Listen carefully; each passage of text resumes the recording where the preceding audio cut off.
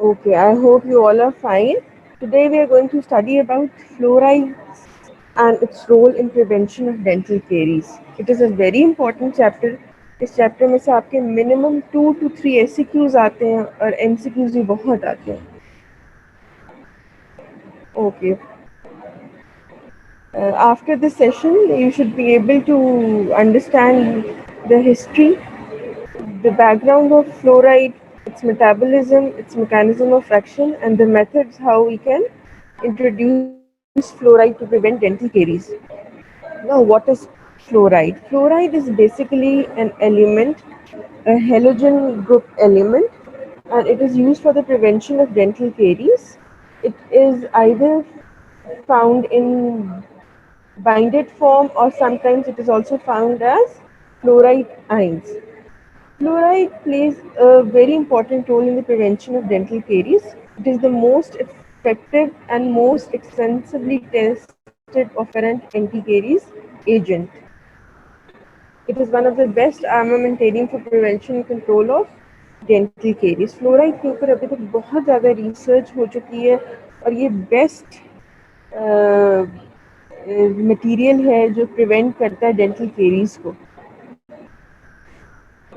It is an extremely reactive member of halogen group of elements and it is found in nature in association with some other elements like calcium, known as fluorospar, calcium fluoride, and with calcium and phosphorus known as fluoroapatite, and with aluminium as cryolite. Fluoride अकेला ion की form में भी मिलता है लेकिन mostly ये binded form में मिलता है द डिफरेंट एलिमेंट्स. कैल्शियम के साथ बाइंड होगा तो फ्लोर स्पार उसको कहेंगे. अगर कैल्शियम और फॉस्फोरस के साथ बाइंड होगा तो फ्लोरो एपिटाइट कहते हैं उसको. और अगर एल्यूमिनियम के साथ बाइंड हुआ होगा तो इसको क्रायोलाइट कहते हैं. Fluoride is found in most springs, wells, seawater and plants. Fluorides are present in trace quantities all surface and underground water. Mainly fluoride पानी में होता है, चश्मों में, sea water में और underground water में fluoride मिलता है. The concentration of fluoride is negligible in rainwater and high in some lakes and wells. Other sources are seafood, rock salt, tea leaves, leafy plants, in drinks, and in pharmaceutical products. So the main source of fluoride is water. Other than water, it is found in milk, seafood, rock salt, tea leaves, leafy plants, and drinks and some pharmaceutical products. So these were the sources of water, sources of fluoride.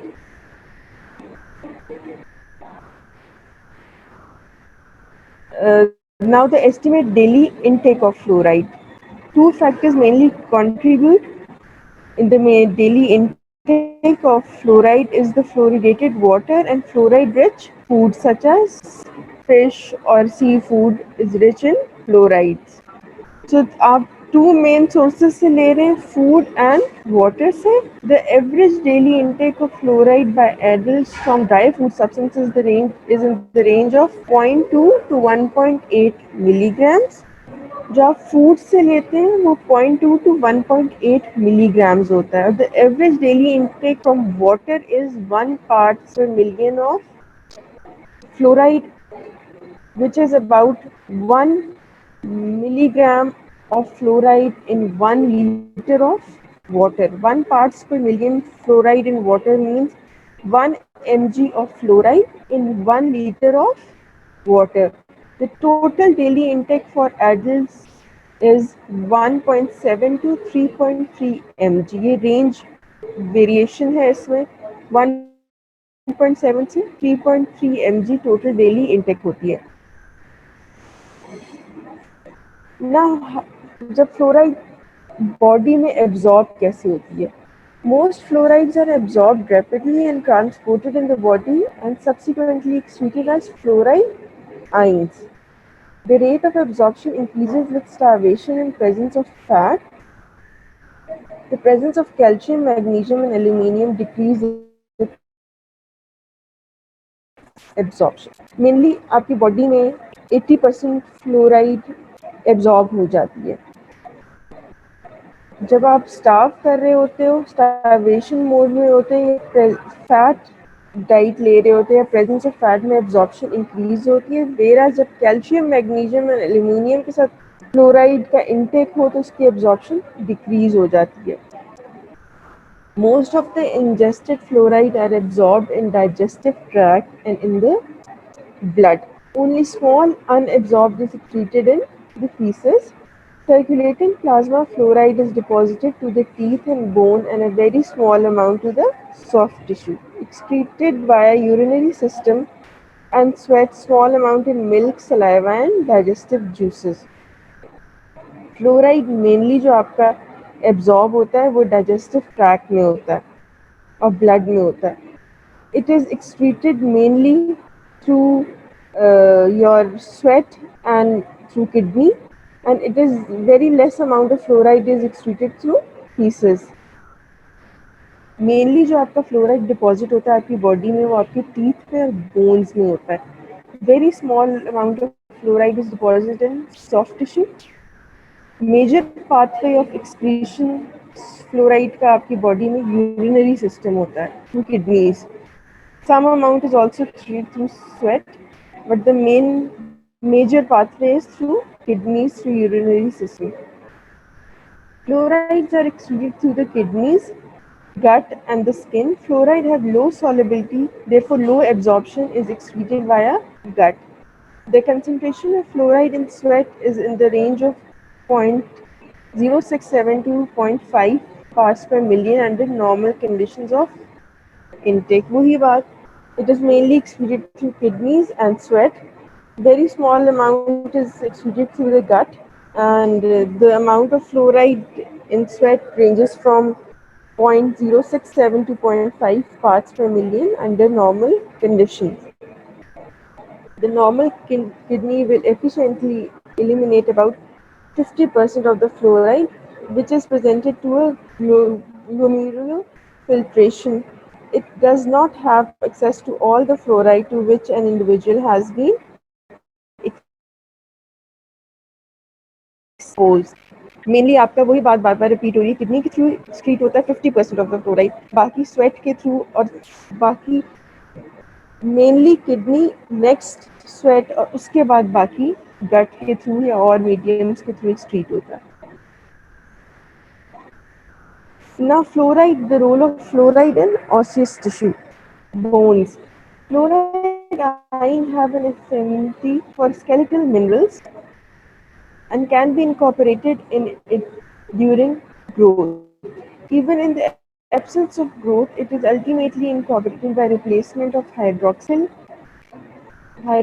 ions in the mineral of bone, hydroxyapatite.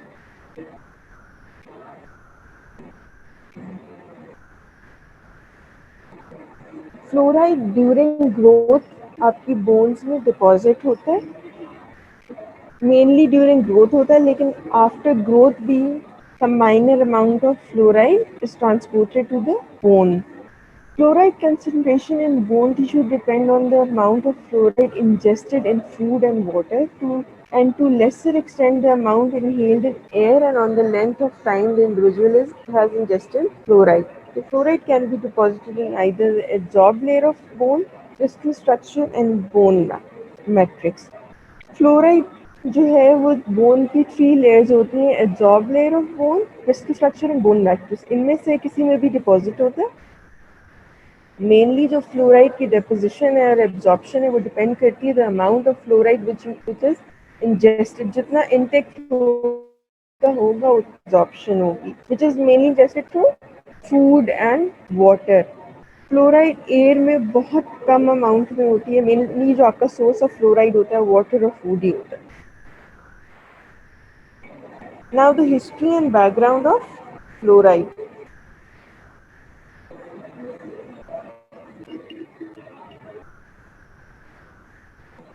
The man who had the greatest impact on the early history of water fluoridation was Dr. Frederick Mackay, who arrived in Colorado Spring in Colorado in 19 1901, he noticed that many of his patients, it is just like a story, इसको एक story की तरह आप read करें. He noticed that many of his patients, particularly those who have lived in the area all their lives, had apparently permanent stains on their teeth, which was known to the local inhabitants as Colorado stain. Doctor मैके Colorado जब 1901 में गए तो उन्होंने notice किया अपनी practice में कि जो मेनली वहाँ के पेशेंट्स हैं, लोग हैं, उन सब के टीथ स्टेन्ड हैं और उस स्टेनिंग को अपने वो जो लोकल लोग हैं वो वहाँ पे उसको एज कोलोराडो स्टेन के नाम से उसको कहते हैं कि कोलोराडो स्टेन है जो सब लोगों के टीथ में मौजूद है. Whereas Dr. Mackay called it as mottled enamel. आप सबने enamel की ये फ्लोरोसिस की क्लासिफिकेशन पढ़ी है, इंडेक्स पढ़ा है, आप लोगों को आइडिया तो है कि फ्लोरोसिस देखने में कैसा होता है. फ्लोरोसिस जैसा स्टेन था, लेकिन उसको अपने लोकल इनहेबिटेंट्स उसको कोलोराडो स्टेन कहते थे. वेराज डॉक्टर मैके वाइट लेजन्स भी होती हैं और लेटेस्ट स्टेज पे उसकी येलो लाइंस, येलो स्टेन्स भी पड़ जाती हैं फ्लोरोसिस में. डॉक्टर मैके named it as mottled enamel. It was characterized by minute white flecks or yellow-brown spots or areas scattered regularly or streaked over the surface of the teeth. It may be a condition where the entire tooth surface is a dead paper white like the color of a china dish. अच्छा, जो stains थे उसमें variations थी. वो minor fluorosis भी हो सकती थी, वाइट फ्लेक्स भी हो सकते थे, या उसमें येलो ब्राउन स्पॉट्स भी हो सकते थे, या वो plain dead paper like tooth भी हो सकता था. Mackay approached one of the American foremost authority on dental enamel, Dr. Black. At first, Black thought that Mackay was mistaken the stain of something else. Then he asked him to collect some of the mottled teeth and send him for examination. Doctor मैके ने जब ये observe किया फिर वो doctor black के पास गए. He was the main authority at the time in America. उनको बताया कि इस तरह इस एरिया में, कोलोराडो के एरिया में बहुत ज़्यादा स्टेनिंग है टीथ में. फिर डॉक्टर ब्लैक ने कुछ टीथ मंगवाए अपने पास to examine them. They inspected 2,945 children and discovered that 87.5% of the children native to that area had mottled teeth.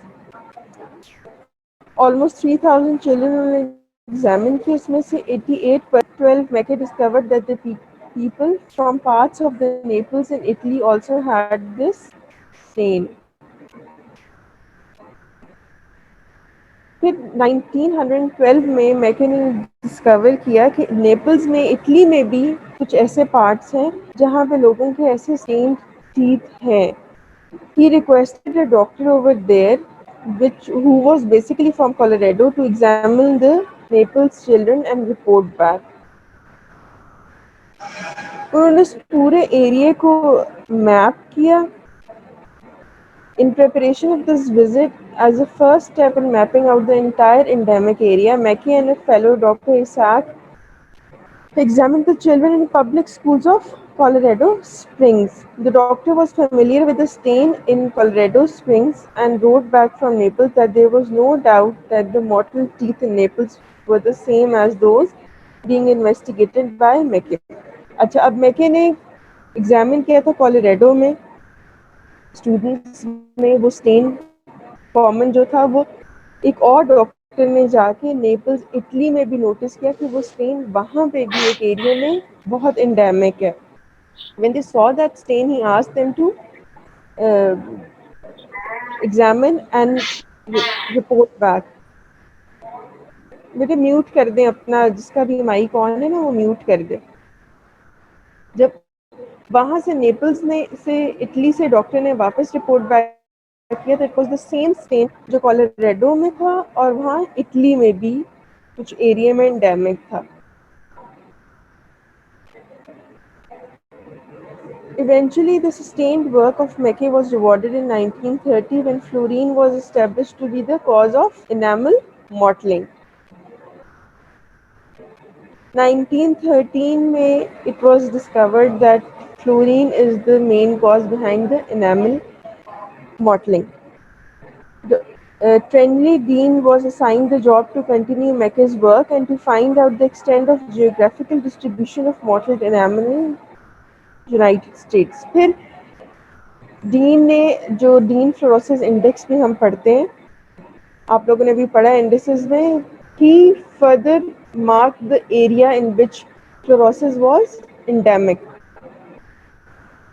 Dean established that concentration of fluoride in drinking water was directly related with severity of fluorosed enamel. Dean in 1936 presented additional evidence to show that fluorine up to 1 parts per million in drinking water was not hazardous to public health.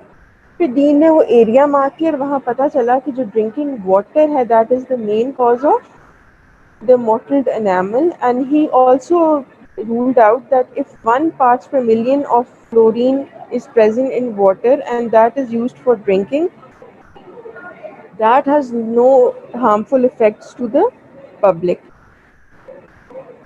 Dean also observed that in children taking 6 to 1.5 parts per million, only 4 to 5% were caries free. Those who used 1.7 to 2.5 parts per million were 22% caries free, and he concluded that there is possibilities in controlling dental caries through domestic water supply containing fluoride. A service of studies conducted in USA revealed that areas with water supplies containing no fluoride DMFT ranged from 6 to 10. अच्छा, अब dean ने ये एक तो ये लगाया कि ये जो मॉटल्ड एनामल था it was because of the fluoride increased fluoride content in drinking water. After that he concluded that अगर पानी में 1 पार्ट्स पर मिलियन fluoride है, it is not harmful for the health. And he also concluded that presence of small amount of fluoride in the water is basically preventive measure for dental caries. The DMFT is decreased in those areas where there is around 1.7 to 2.5 parts per million of fluoride is present in the water. In those areas containing 1 parts million of fluoride, the DMFT range between 2 and 3. जिस area में fluoride content ज़्यादा होता था पानी में, वहाँ पे DMFT less होता था, और जहाँ पे फ्लोराइड कंटेंट कम होता था पानी में, वहाँ पे DMFT की वैल्यू बढ़ जाती थी. Thus, the above series of findings contribute factual information on the beneficial role of fluoride on dental caries, which paved the way towards implementation of water fluoridation as a public health measure globally. इसको अब हम shortcut story बना के understand करते हैं कि doctor Frederick मैके ने जब वो कोलोराडो गए तो उन्होंने देखा कि कोलोराडो में जो वहाँ की पॉपुलेशन है, वहाँ एक स्टेन कॉमन है उनके टीथ में, either it is of white colour और brown colour. He asked Dr. Black to examine those teeth,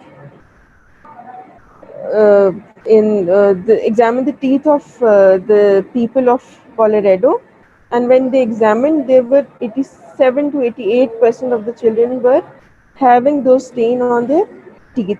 Then this stain was also found in Naples in Italy. वहाँ पे भी डॉक्टर ने जब एग्जामिन किया तो it was the same stain which was in Colorado Springs. That it was ruled out by Dr. Mackay that it is because of the increased amount of fluoride in the water in that area. फिर doctor dean ने further conclusion निकाली कि कितना amount of fluoride पानी में हो और कितना ना हो तो वो हैजर्डस है. उसमें ये कंक्लूजन निकली कि 1 पार्ट्स पर मिलियन फ्लोराइड अगर प्रेजेंट है पानी में तो वो प्रिवेंटिव है, it has a preventive effect on dental caries, whereas less than this amount of fluoride in the water has no effect but it is not preventive. And more than 3 parts per million of water is basically it causes fluorosis. ज़्यादा fluoride भी पानी में होना नुकसान है.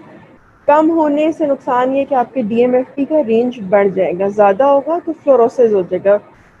Teeth में भी fluorosis हो जाएगा, स्केलेटल फ्लोरोसिस बोन में भी हो जाएगा. तो दिस वाज ऑल. फिर डॉक्टर डीन के इस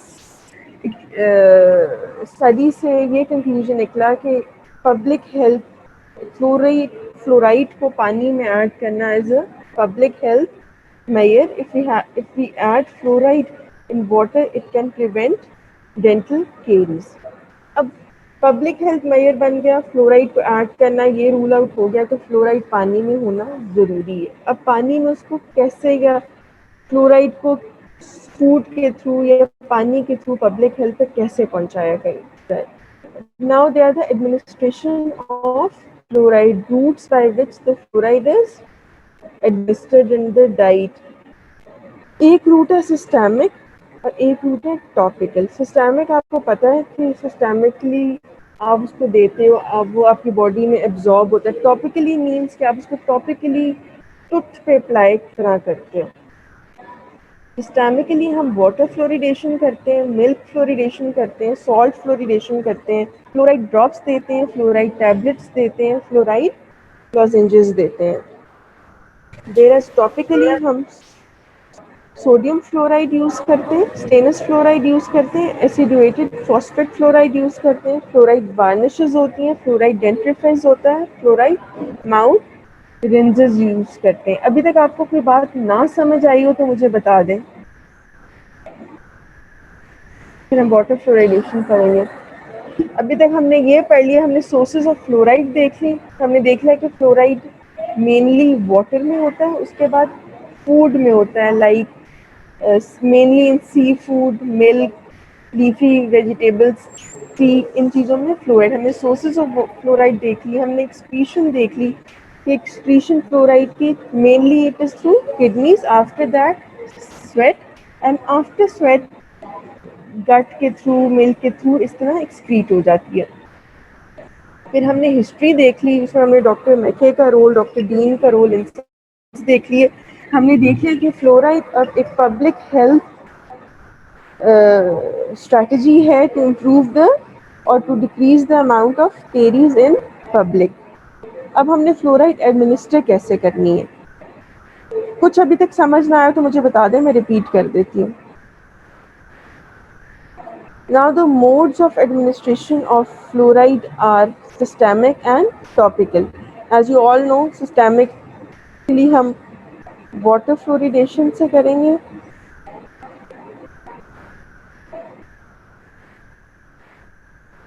और okay, now systemic fluorides में mainly आ जाता है water fluoridation. What is water fluoridation?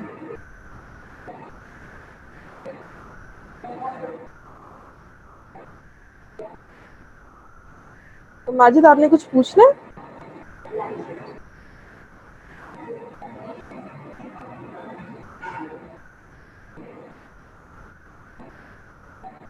ये मैं अभी लेक्चर ख़त्म करके ना मैं आपसे टेस्ट की बात करती हूँ, ठीक है? अच्छा, ना what is water fluoridation? Water fluoridation is the controlled adjustment of the fluoride ion content of a domestic water supply to the optimum physiologic concentration and to provide maximum protection against dental caries and enhance the appearance of the teeth with the minimal possibility of producing objectionable enamel fluorosis. This is the definition of water fluoridation. इसमें हमने करना क्या होता है, what is water fluoridation? हम controlled adjustment of fluoride ion करते हैं domestic, जहाँ से डोमेस्टिक वाटर सप्लाई हो रही होती है.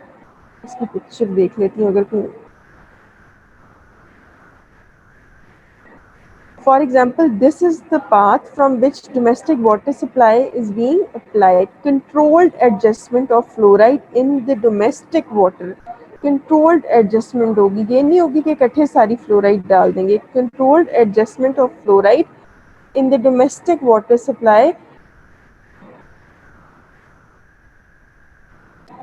provide maximum protection against dental caries and enhance the appearance of the teeth.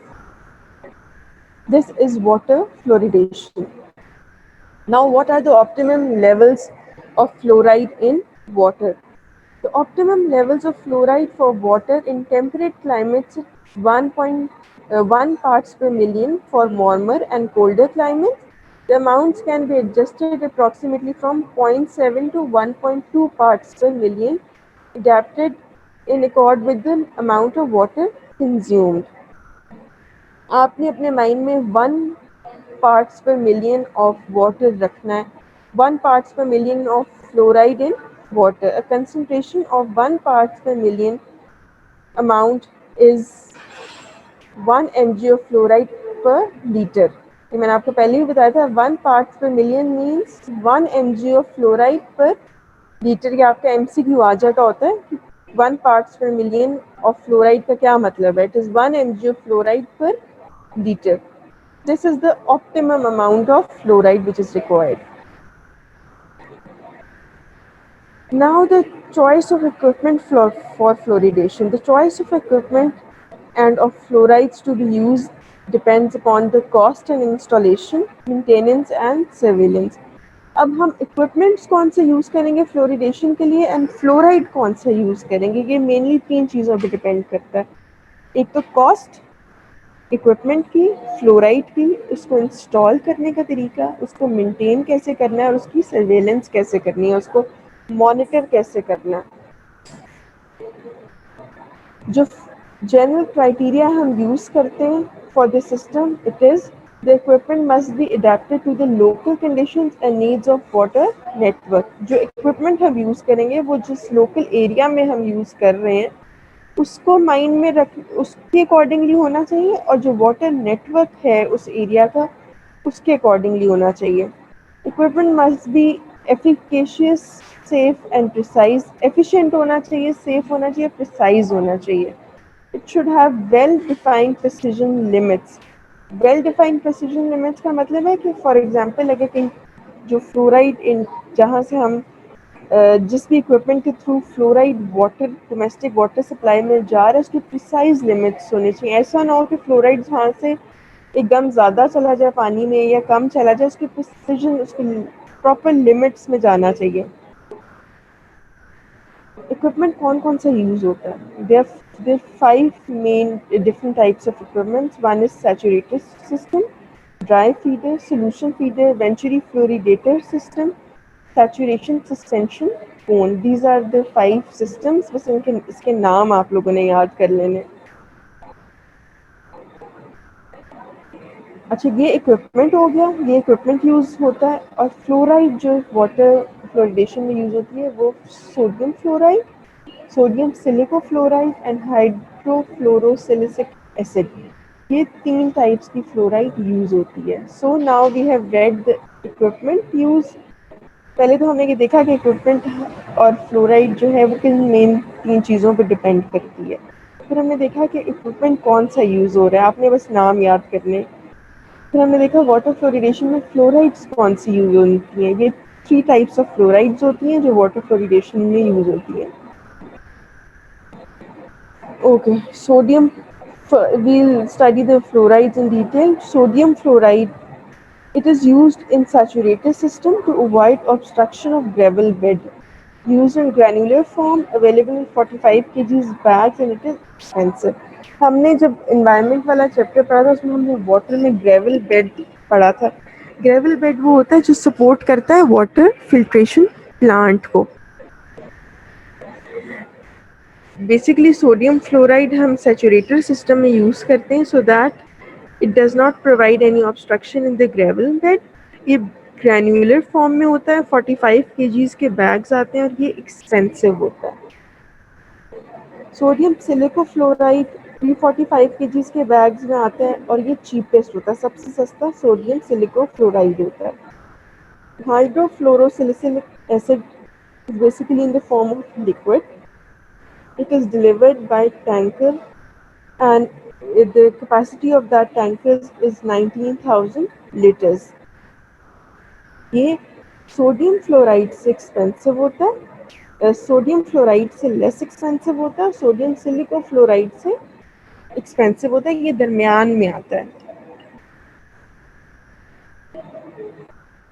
Benefits क्या होते हैं वाटर फ्लोरिडेशन के? Teeth exposed to this level of fluoride are clear, white, shining, opaque, and without any blemishes. There's reduction of dental caries. 40 to 50% of reduction is in primary teeth, and 50 to 60% of reduction in permanent teeth. The incidence of root caries is reduced by 50%. There's 75% reduction in the extraction of first molars in the areas where fluoridated water is supplied. अच्छा, 75% reduction means कि जो first molar है वो 75% less extractions होती हैं। First molar की extraction क्यों ज़्यादा होती है? फर्स्ट मोलर की एक्सट्रैक्शन इसलिए ज़्यादा होती है कि वो सबसे पहले इरप्ट होता है, और उसकी जब उसको फ्लोराइड नहीं सप्लाई किया जाता तो उसमें सबसे पहले केरीज लगती हैं, वो सबसे ज़्यादा प्रोन होता है केरीज को, और उसकी एक्सट्रैक्शन भी सबसे पहले हो जाती है। इसलिए हम अक्सर जगहों पे फर्स्ट परमानेंट मोलर को एज अ एग्जाम्पल यूज़ करते हैं, क्योंकि वो सबसे पहले इरप्ट होता है, सबसे ज़्यादा केरीज के चांसेस उस टीथ में होते हैं। तो जहाँ पे प्रॉपर फ्लोराइड सप्लाई की जाती है थ्रू वाटर, वहाँ पे 75% लेस रिडक्शन होती है on in the extraction of first molars. Orthodontic problems are approximately 20% less in 6 to 14-year-old children in the areas where there is fluoride in water.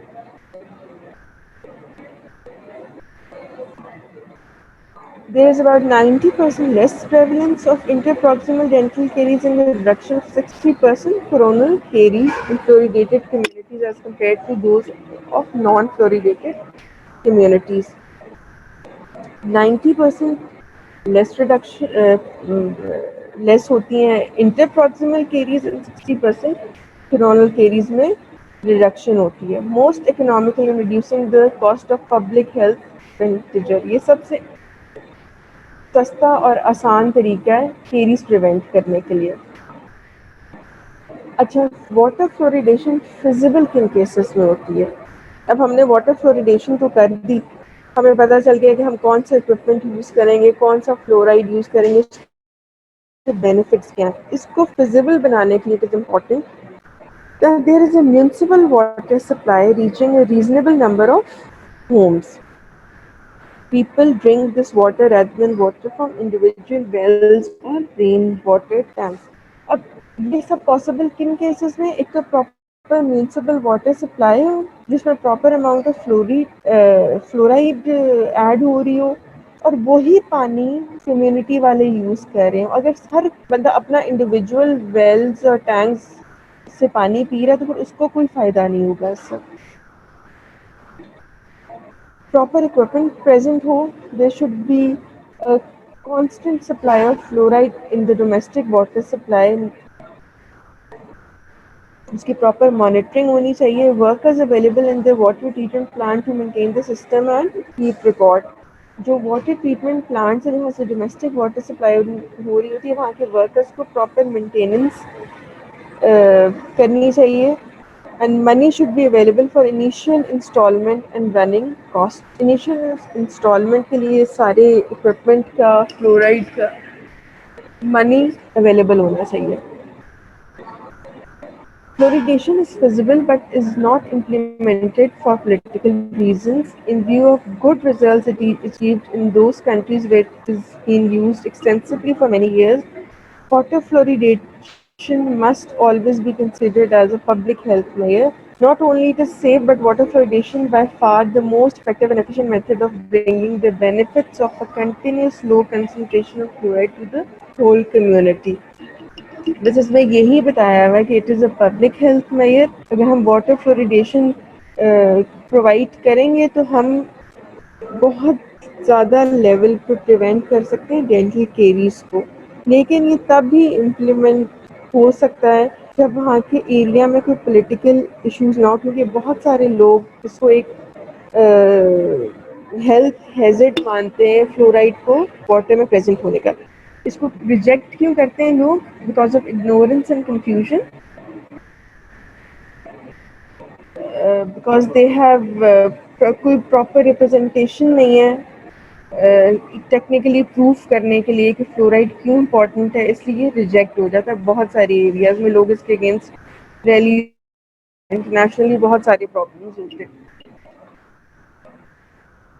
ये हमने पढ़ ली वाटर फ्लोरिडेशन। अब water fluoridation ये हम domestic पे देख रहे थे, अब हम स्कूल लेवल पे देख लेंगे।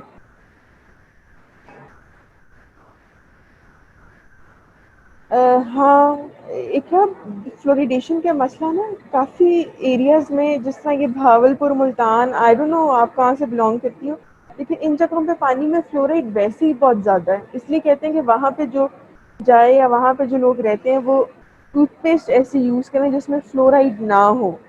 कुछ एरियाज़ में फ्लोराइड का कंटेंट बहुत ज़्यादा है, इसलिए फिर ये मसले होते हैं। ओ,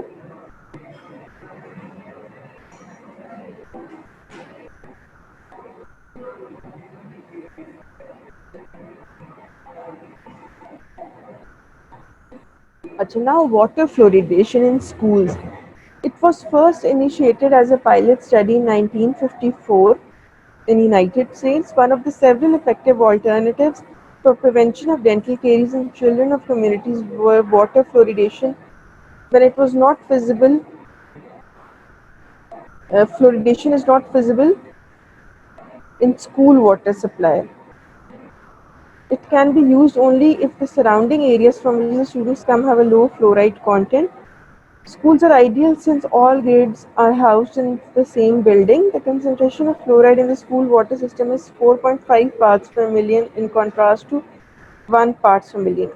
अच्छा, स्कूल वाटर सप्लाई में क्या होता है कि जिन एरियाज़ में बाकी जगहों पे फ्लोराइड डोमेस्टिक वाटर सप्लाई में नहीं जा रहा होता, वहाँ पे हम ये करते हैं कि स्कूल में वाटर फ्लोरिडेशन कर देते हैं। वहाँ नॉर्मल डोमेस्टिक वाटर सप्लाई जो है उसमें 1 parts per million of fluoride होता है, वेयर स्कूल वाटर सप्लाई जो होता है वहाँ पे 4.5 पार्ट्स पर मिलियन कर देते हैं, in contrast to the domestic water supply which is 1 parts per million. इसलिए क्योंकि स्कूल में बच्चे का टाइम कम गुजरता है, स्टूडेंट स्कूल में कम टाइम के लिए आते हैं, कम पानी पीते हैं, वहाँ पे कंसंट्रेशन ज़्यादा होगा, वो पानी ज़्यादा लेंगे, पानी कम भी लेंगे तो फ्लोराइड उनके अंदर ज़्यादा जाएगा, और इस तरह डीएमएफटी जो है उसकी रेंज कम होगी स्टूडेंट्स में। This upward adjustment is to compensate for reduced water since the school day and year is shorter.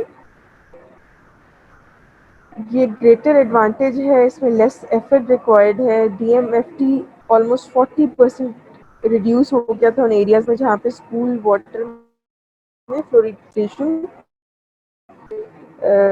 की गई थी और उस क्लोराइड का कंटेंट 5 पार्ट्स पर मिलियन तक रखा गया था। प्रॉब्लम्स क्या आई? Any effort to fluoridate the school system is subjected to possible confrontation by anti-fluoridation group. पहले तो ये कि जो political groups हैं जो anti fluoride हैं उनकी तरफ से मिलती है। The cost of the installation, supplies and maintenance competes with other heads of the school budget. School budget आपका disturb हो जाता है, ज़ाहिर है आपने वहाँ पे कि स्कूल में भी इंस्टॉल करना है equipment. Custodial and backup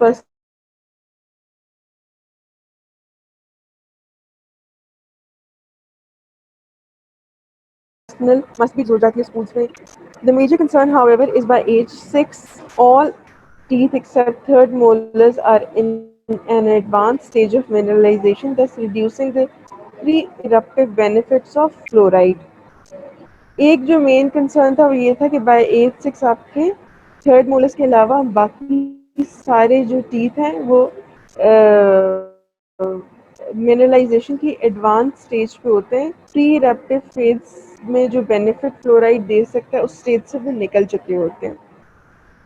These were the 4 problems which were faced in school water fluoridation. बस मेनली आपने स्कूल वाटर फ्लोरिडेशन में यही बात याद करनी है कि it was recommended so that the students which are coming from the areas where there is less fluoride in water, वहाँ पे स्कूल वाटर सप्लाई में 4 to 5 parts per million of fluoride initiate करा के वो DMFT अपना reduce कर सकते हैं।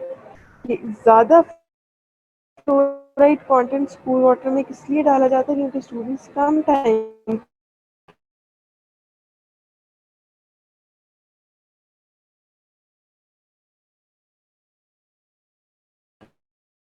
के लिए स्कूल में रह पड़ी थी। स्कूल में एज वहाँ के लिए स्कूल के लिए हमारे पास अलग इक्विपमेंट होना चाहिए था, मैन पावर होनी चाहिए थी, एंटी फ्लोराइड ग्रुप्स की रेजिस्टेंस फेस करनी पड़ती है। ये सब प्रॉब्लम्स होते हैं स्कूल वाटर फ्लोरिडेशन में। The second form of fluoridation is salt fluoridation, which is a systemic fluoridation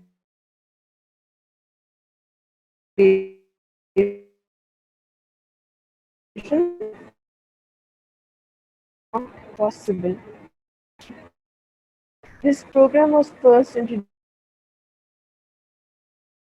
potassium 90 mg of sodium fluoride per kg. जहाँ पे वाटर सप्लाई नहीं होती फ्लोराइड की, वहाँ पे salt fluoridation was an effective method. इसमें हम सॉल्ट में कुछ अमाउंट ऑफ फ्लोराइड ऐड कर देते हैं। इसकी एडवांटेजेस क्या थी? The possibility of fluorosis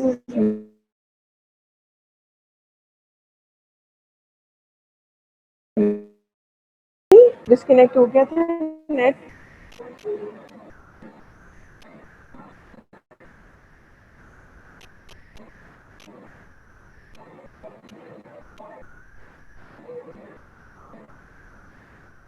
okay, salt fluoridation होगी। The third form is milk fluoridation.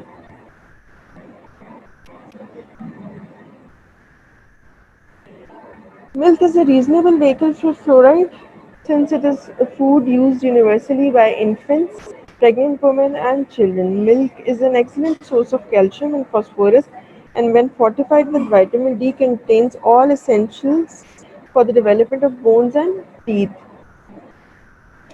Ziegler first mentioned fluoridation of milk in 1956. ये आपको सारी बातें पता है? ये मिल्क में कौन कौन से विटामिन्स होते हैं, कौन कौन से मिनरल्स होते हैं? मेनली ये बच्चों का मेन डाइट मिल्क ही होती है। The rate of absorption of fluoride from milk and water indicates a significant reduction in the fluoride absorption from milk during the first hour, but thereafter absorption continues at high level for longer periods.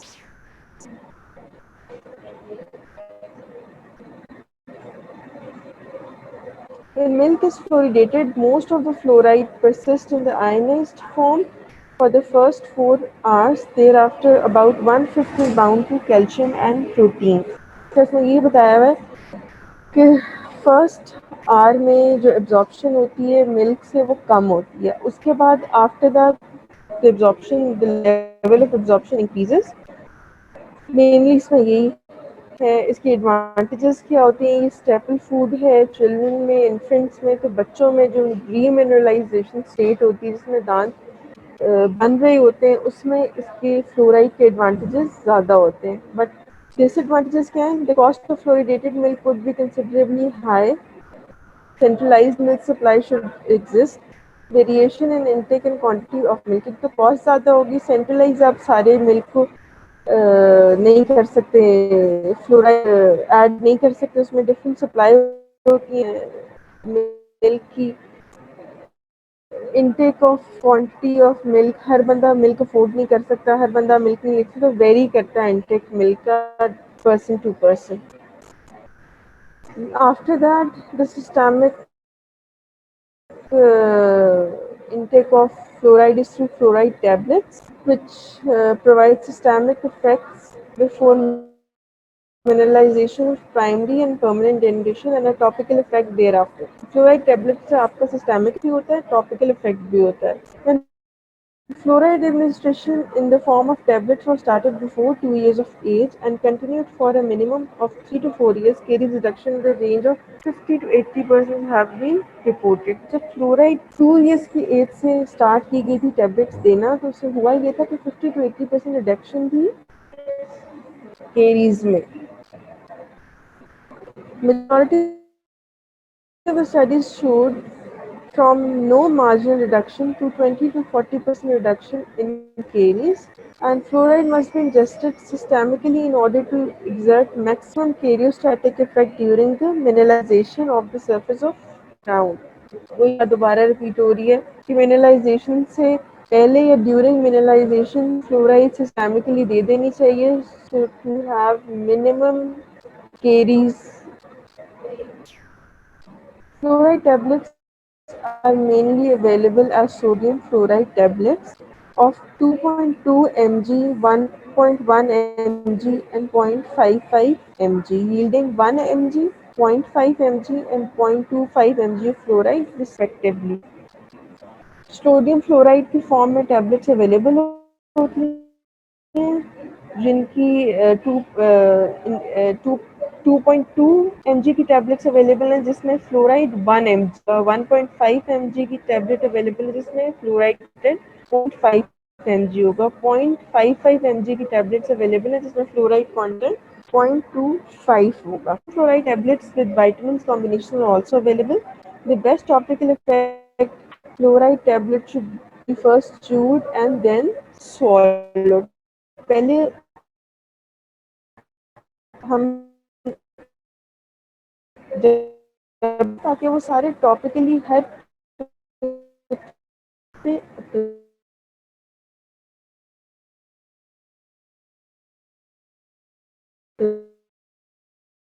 Just technique को हम क्या कहते हैं swish and swallow technique. Swish and swallow technique basically यही होती है कि पहले the child will chew the tablets and then they will swish the saliva between the teeth for a minute before swallowing. In this way, it will provide both topical and systemic effect. पहले आप जो भी child है उसको tablet दें, उसको कहीं chew करें, फिर सलाइवा के थ्रू स्विश पूरे अपने टीथ पे रोटेट करें, फिर उसको स्वॉलो करें so that we can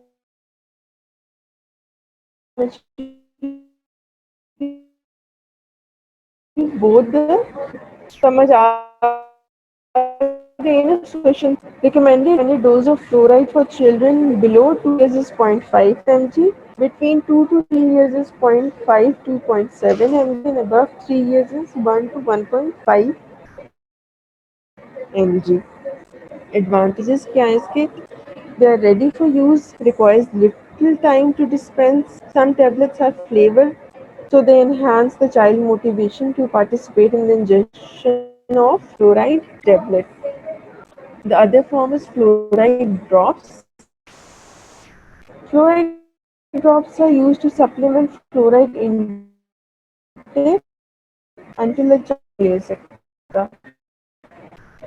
plastic dropper bottle होती है उसमें से आप 10 ड्रॉप्स जो है वो 1 mg ऑफ फ्लोराइड के इक्वल होते हैं तो आप 10 ड्रॉप्स चाइल्ड को दे देते हैं. 10 drops are placed in a liter of water containing low fluoride. There is a resultant of concentration of 1 parts per million of fluoride. जब आप 10 drops देते हैं 1 liter of water में तो वो 1 parts per million fluoride बन जाता है. नॉर्मल सप्लाई जो normal fluoride content जो water में use होता है. The use of drops can be expected to produce a caries reduction on the order of 40%. 40% caries reduction करता है. Parents should be cautioned to use the prescribed number of drops and not assume that because one drop is effective, two will be better. अच्छा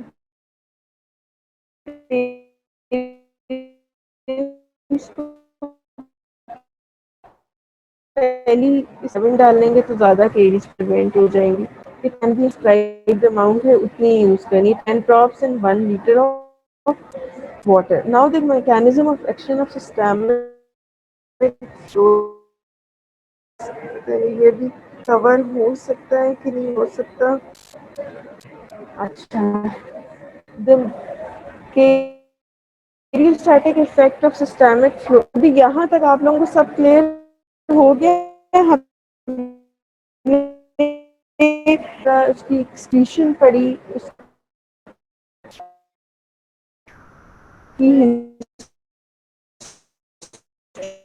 history पढ़ी, fluoride पढ़ी, ये हमने mainly चीज़ें पढ़ ली। अब हम इसका मैकेनिज्म ऑफ एक्शन पढ़ने लगे।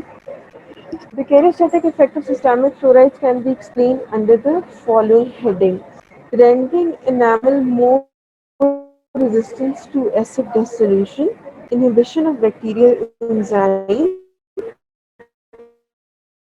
by reducing modification in the size and shape of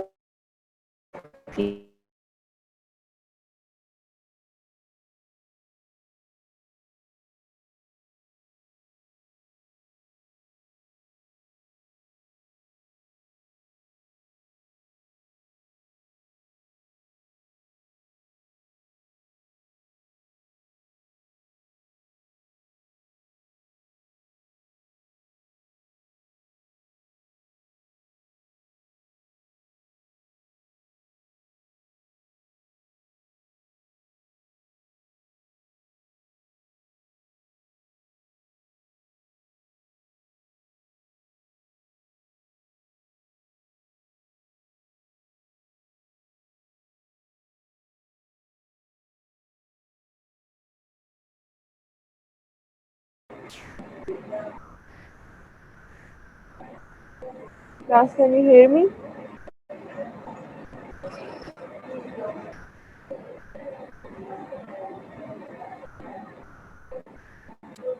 Okay.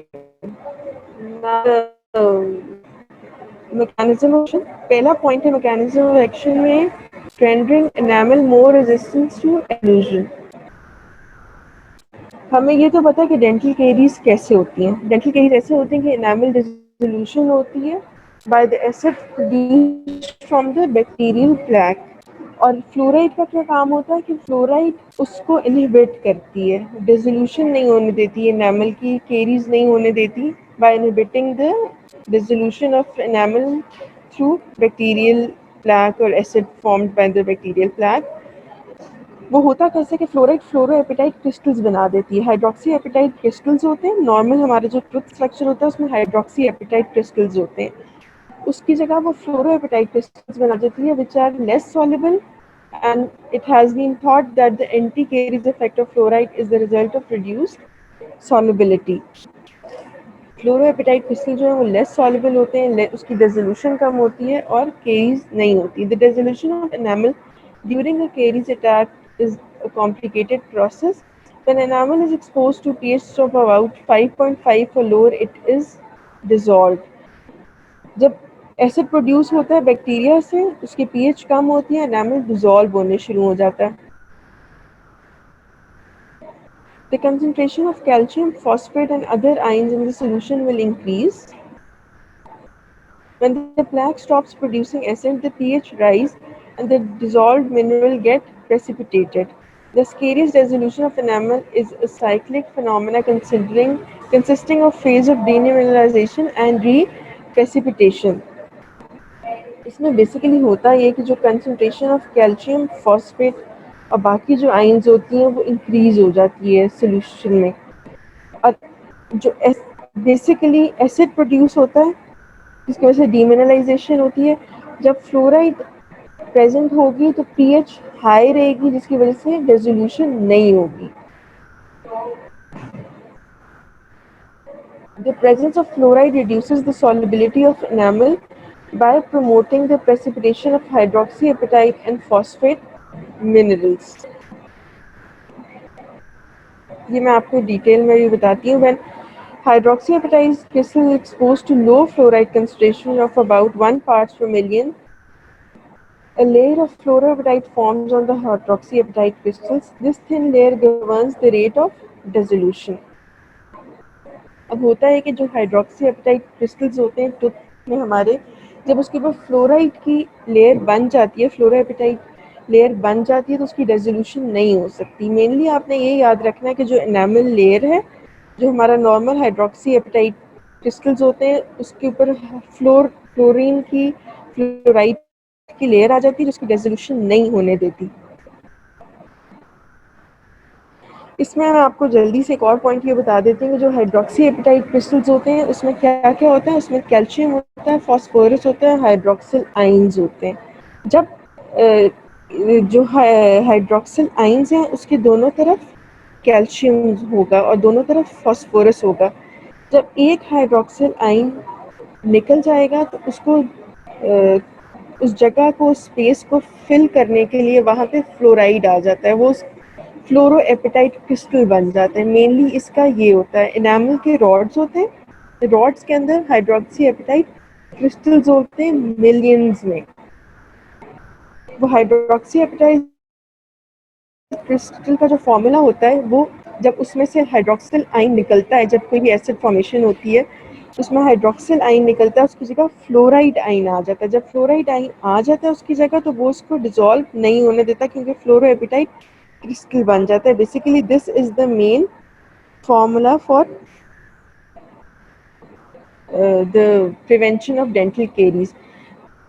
खैर टाइम हो गया लेक्चर ख़त्म होने का, ये मैं दोबारा से नेक्स्ट लेक्चर में मैकेनिज्म ऑफ एक्शन आपको पूरा रिपीट करवा दूंगी। टॉपिक आज का लंबा था, पूरा कंप्लीट नहीं हो सका। नेक्स्ट वेडनेसडे को हमारा जो लेक्चर है उसमें मैं कंप्लीट करा दूंगी। अब टेस्ट के बारे में आप सुन लें। टेस्ट का ये कि ये जो टॉपिक्स आपके हैं ये 2 टेस्ट के टॉपिक्स थे, लेकिन ये हमारा एक टेस्ट बीच में नहीं हो सका है पैंडेमिक की वजह से, इसलिए हम दोनों इकट्ठे किए हैं। आप लोगों ने अपने पास्ट पेपर्स बहुत अच्छी तरह करने हैं। हम टेस्ट आपका अपलोड हो चुका है इसलिए अभी टेस्ट चेंज नहीं हो सकता, ठीक है। पेपर मुश्किल नहीं है, पेपर आसान है।